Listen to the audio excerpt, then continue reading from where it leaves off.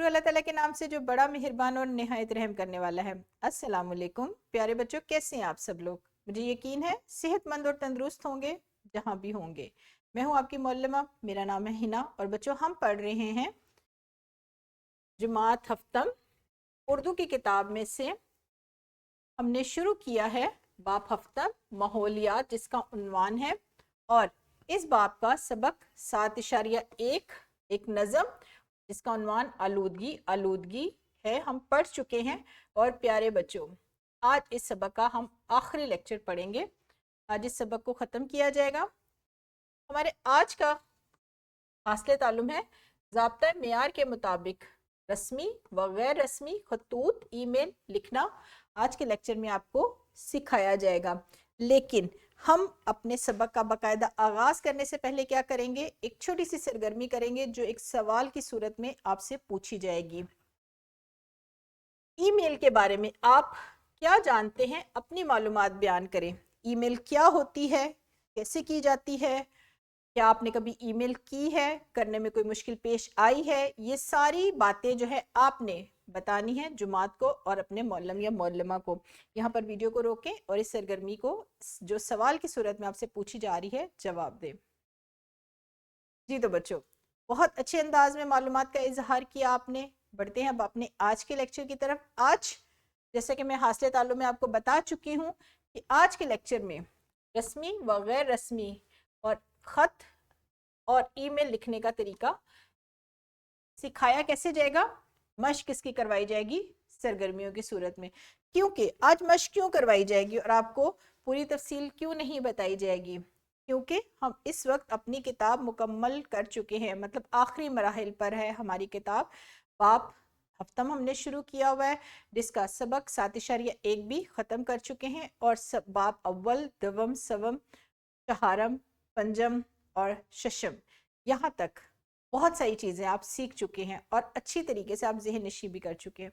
लिहाजा आज का जो लेक्चर है वो सरगर्मियों पर मुश्तमिल है और बहुत ही मज़ेदार सरगर्मी है, दिलचस्प है, मालूमात से भरपूर है, और इस लेक्चर में आपको बहुत कुछ सीखने के लिए मिलेगा।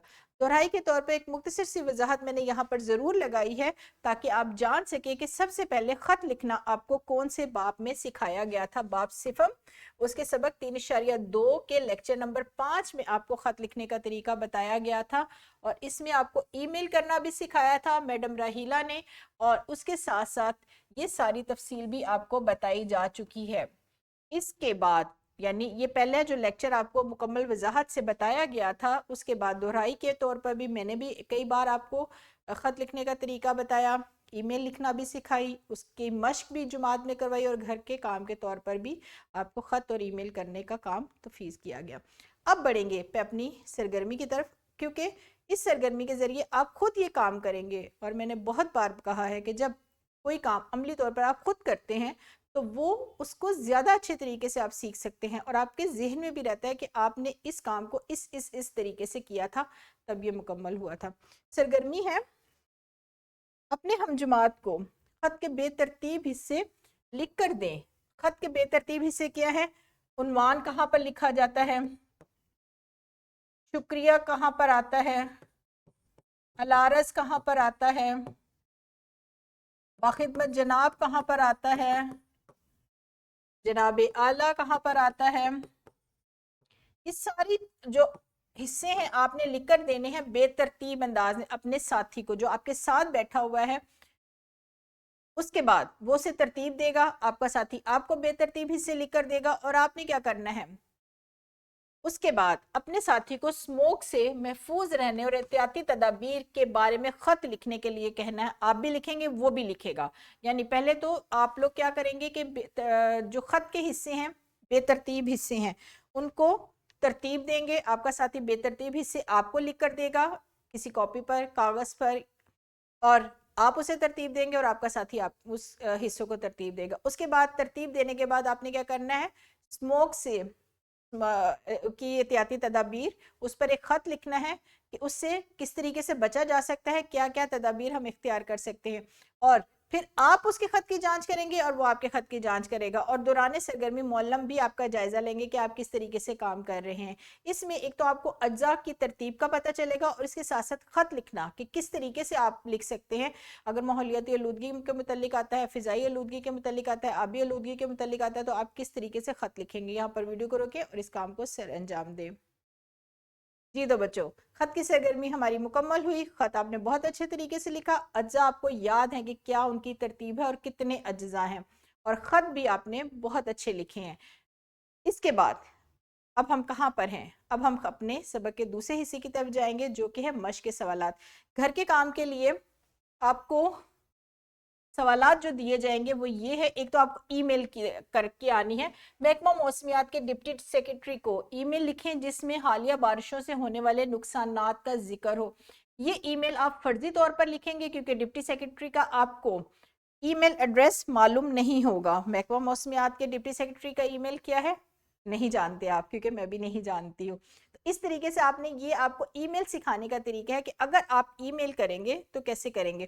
तो ये ईमेल जो है आप फर्जी तौर पर करेंगे, अपने साथी को भी कर सकते हैं, बल्कि बेहतर तो ये है कि आप अपने स्कूल की कोई ऑफिशियल आईडी पर ये ईमेल करें, या फिर अपने मौलम की या मौलमा की ईमेल आईडी पर इस ईमेल को करें और इसका तराशा जो है या इसका प्रिंट ले लें, या फिर इसका जो है स्क्रीनशॉट लेकर उसका प्रिंट निकलवाएं और प्रिंट निकलवा कर उसको अपनी कॉपी पर पेस्ट करें और अगले रोज़ अपने जुमात में भी अपने साथियों को दिखाएं, और काम के तौर पर अपनी जब कॉपी पर आप इस तराशे को चिस्पा करेंगे तो अपने मौलम या मौलमा को भी दिखाएं।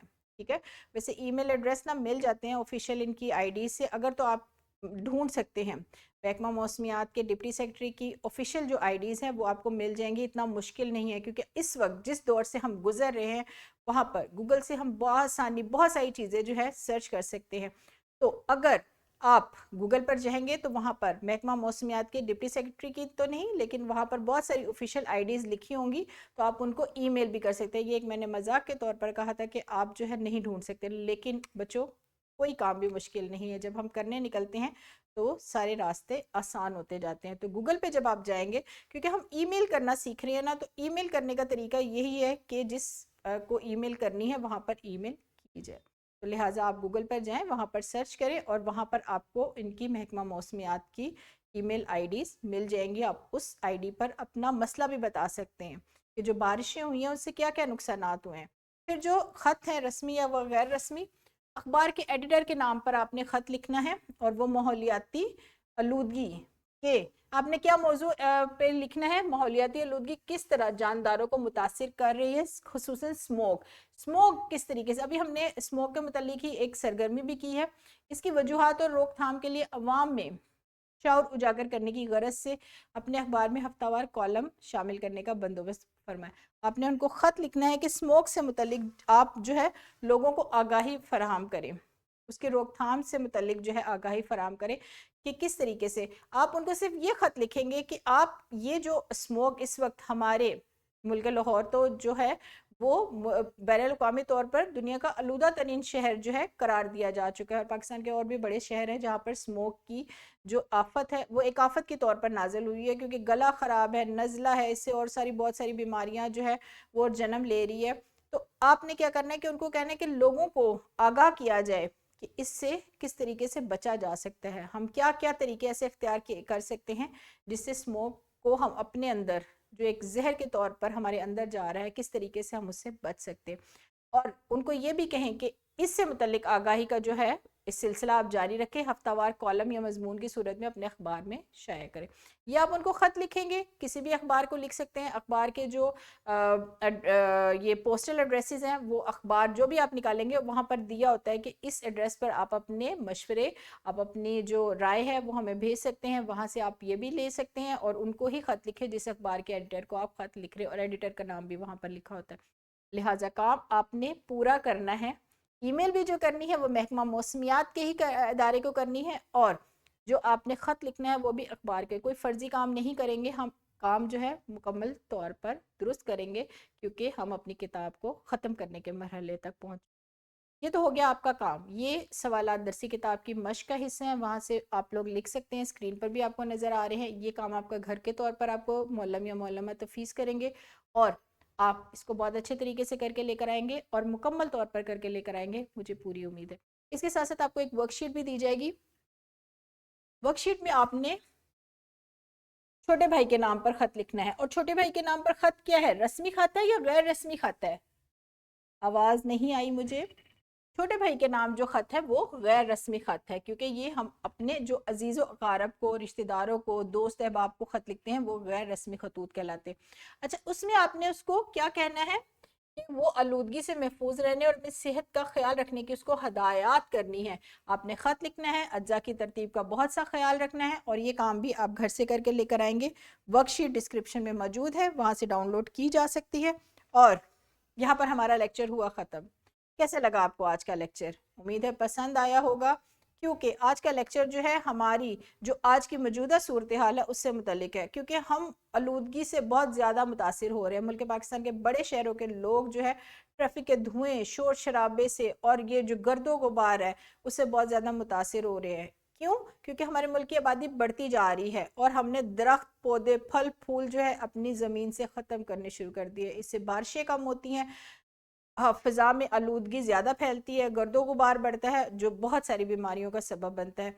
तो आपने इसके साथ साथ एक काम भी करना है, अपने घर में कम से कम एक पौधा ज़रूर लगाएं, ताकि उससे कुछ तो फ़ायदा हो। अगर दरख्त नहीं लगा सकते तो कम से कम हम मट्टी में या किसी गमले में कोई पौधा तो लगा सकते हैं, जिससे कम से कम हमें ऑक्सीजन हमारे घर में तो दस्तयाब हो। तो आपने मुझे कमेंट में बताना है कि आपने अपने घर में कोई नया पौधा लेकर आए हैं इस आलूदगी को कम करने के मिशन में।